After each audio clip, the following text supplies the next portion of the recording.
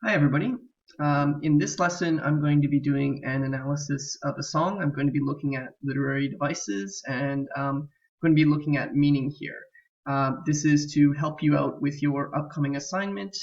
Just to give you a good example, this is a song I quite like. I think it has an important message, and it also has literary devices for ESLD, as well as some of the higher literary devices that are more difficult for ESLE. You may have heard this song before. I think it was even featured in a GTA video game. So this is the song Cats in the Cradle. It's quite a sad song. Okay, so what I'm going to be doing here is I'm going to be going over this section by section. We're going to be going over the meaning of this together. I'm going to be pointing out some literary devices and what they might be used for. And then when this is all over, I'm going to be asking you to answer the question, what do you think the theme or the message behind this song is? I would say there's more than one message here, and maybe more than one way to express what the message is. So I'm expecting probably several different answers when you answer this question. Okay, so let's get started here. So if we look at the beginning, we're going to look through the first verse here and cover what it means.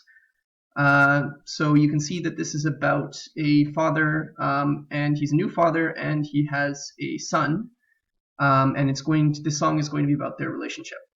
Okay, so my child arrived just the other day. He came to the world in the usual way. So his child is born, but it seems a little bit odd, this kind of phrasing. It's, if your kid is born, to say they've arrived and they've come in a usual way seems kind of maybe oddly formal, so maybe that hints at the way the song is going to go. But there were planes to catch and bills to pay. He learned to walk while I was away. So we can see here that this father isn't really involved much in his kid's life, at least not personally. He sees his role more as sort of having a career to support his child. So it's not that he doesn't love his child, he does. But he sees his role as being a provider. So he's got to go out there, earn money to support this kid. Okay, so, and he was talking for I knew it. So when it says for here, this for,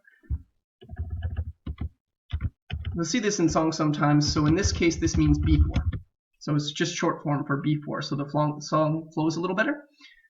He'd say, I'm going to be like you, Dad. You know I'm going to be like you. So we have a little bit of repetition in here. We're going to talk about that literary devices in a little bit. So if we look through this, you can already see here, this is a song. So we have examples of alliteration.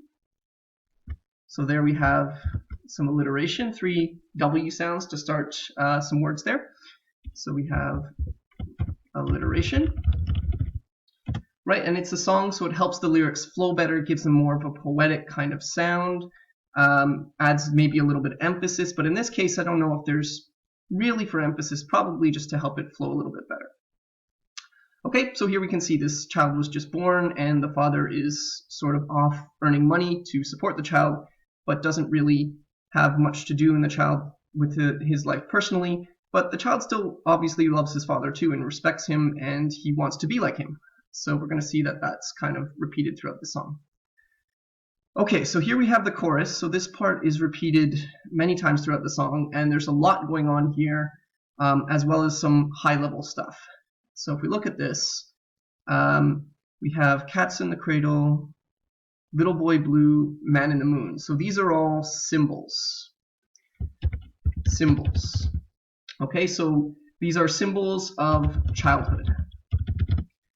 So we can see here we have, this song is about this child who's growing up. So these are some symbols of childhood. So you might not be familiar, or maybe you are, these are nursery rhymes in English. So we can also say that this here is an allusion. This is an allusion to a common story that children are told when they are young.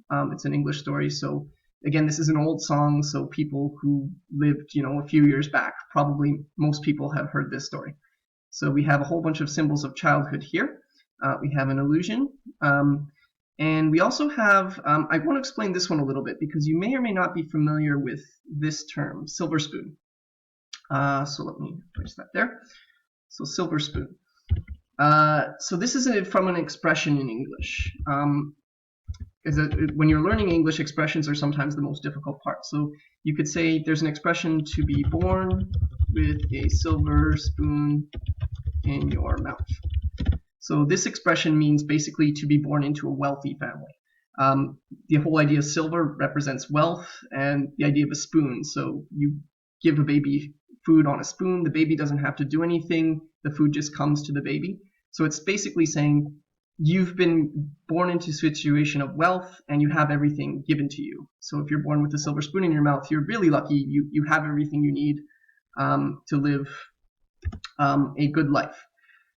Okay, so this may be coming from the idea that the father is out working all the time and has a high-paying job, right? He's going on plane rides to go places, so he's probably doing something that pays pretty well.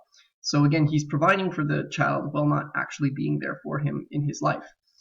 So we have all these symbols of childhood here, and you can look at this. Maybe this is a little interesting here. We have this idea, little boy blue, man in the moon. So again, these are symbols of childhood, but also, if we look at it a little bit more carefully, blue can mean sad. So potentially what this is telling us here is that the boy is sad, and the man in the moon maybe is the father, right? The father is so far away from the child that he might as well be on the moon. So as I said, there's a lot going on in this sort of chorus here. Okay, so then we have the child talking, when you coming home, Dad? And he says he doesn't know when, right? He's off busy working, but we'll get together then. You know we'll have a good time then. So what we have there is repetition. So let me put a few of these things back up just so I have it. So that's repetition. We say that this is an allusion to a famous story. And then we said that all of these things here are symbols. So we have all those literary devices going on here. So repetition. The other thing you'll notice is not only are these lines repeated, but there's words as well that repeat from line to line. So we have we, and we have then. So again, this whole idea that we will be then. So the two of us will be together then. Not now. This is going to be at some point in the future, right? The father's too busy, doesn't have time to play with his son or anything right now. So the two of us being together will be then, not now, then. Okay, so we've come through the chorus here. So let's look at the next verse. So my son turned 10 just the other day. So you can see that this song, you're progressing from verse to verse. There's a lot of time that passes. So the child is just born in verse 1, and in this verse, he's now 10 years old. He said, thanks for the ball, Dad, come on, let's play. Okay, so again, this idea of the father being sort of the provider for the child is given toys, so the dad is providing for the child, but again, just providing. He's not there for him personally, right? So the child asks him, can you teach me to throw? And the father says, no, not today. I got a lot to do. So again, this whole idea is he's too busy. And the son says, that's okay. He walks away, but his smile never dimmed. So he's not upset by it. I mean, he's 10 years old now, and his father has been doing this for his entire life. So he's kind of used to it. That's not to say that he likes it necessarily, but it's not going, this is just sort of normal for him. Okay, and again we have this repetition here of this idea that the child is going to grow up to be like his father, right? He really looks up to his father, he admires his father. Okay, so then we get to the chorus again, so we'll skip over that because we've already done it.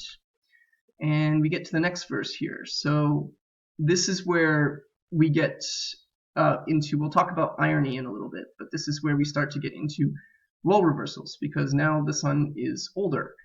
He's coming home from college or from university. It's an American song, and college sometimes means university. Okay, so he came home from college, so much like a man, I just had to say. So the father sees him come in, and he's really proud of his son. He's like, wow, he's in college, he's studying, he's learning, he's becoming an adult, so he's really proud of his son. So he wants to sit and talk to him. But his son says, he shook his head and he said with a smile, so he's saying, no, I can't sit with you right now. What I'd really like to do is borrow the car keys. See you later. Can I have them, please? Right? So again, his son's being polite to him, but he has his other priorities. He's busy. He's got things to do. So now we have this situation of irony, right? We have something that we didn't expect. Through most of the song, we have the father is too busy for the child. but now it flips. Now the child is too busy for the father. So that's irony is again when you have something unexpected. So the whole situation has changed and reversed. So we would call this irony. One more thing to point out here. This part here, so much like a man. A common mistake would be to call this a simile because we have a comparison using like or as, right? We have the word like here, but this is not a simile. So why is this not a simile? Because remember that a simile is a comparison between two things that are very different. We're saying that the son is like a man, but he's in college, right? He's in his late teens, in his maybe early 20s, so he is a young man. So it's not really a comparison of two unlike things. The son is already like a man, so this isn't a simile. A simile would be a comparison of unlike things. So if you said something like the sun was like a lion, or the sun was like a bird, or something like that, that would be a simile. But this here is not a simile. Okay, so then we get to the chorus again, and then final verse. So now we have the father has retired, so he's quite elderly now. He's retired for a long time. He's not working anymore. His son is now an adult and has moved away and has his own life. So he calls his son up on the phone, and he says, "I'd like to see you if you don't mind." And his son says to him, "Well, I'd love to, Dad, if I could find the time." So the thing is, yes, he would love to see his dad, but he's too busy. You see, my new job's a hassle, and the kids have the flu. So hassle here, this is kind of an unusual word. Hassle means, it's sort of means like it's difficult, it's a problem. But in this case, what it's referring to is he's got to put a lot of time and effort into his job. So he's seeing his job as it's got to be a focus in his life. It's something, it's a problem, it's hard, it's difficult, and he just needs to get to work on it. So his job is a hassle, it's a problem, A hassle can some sort of usually mean more like a nuisance, something that's annoying, difficult, tedious. So this is something he's got to deal with. But it's been sure nice talking to you. So again, we have this idea of this relationship between the two of them. It's polite, right? They love each other, they respect each other, but they just have never really devoted any time to each other, right? The father never devoted time to his child growing up, and now his child, maybe there's a whole bunch of ways you can interpret this, but perhaps you could say something like, this is the relationship between a father and a son that this son has learned, right? This is normal for him. This whole idea that the fathers and sons don't have necessarily a strong personal connection is sort of normal to him. And so now that he's grown up and he's lived that way throughout his whole childhood, he sees it as kind of normal that he doesn't, connect with his father on a personal level.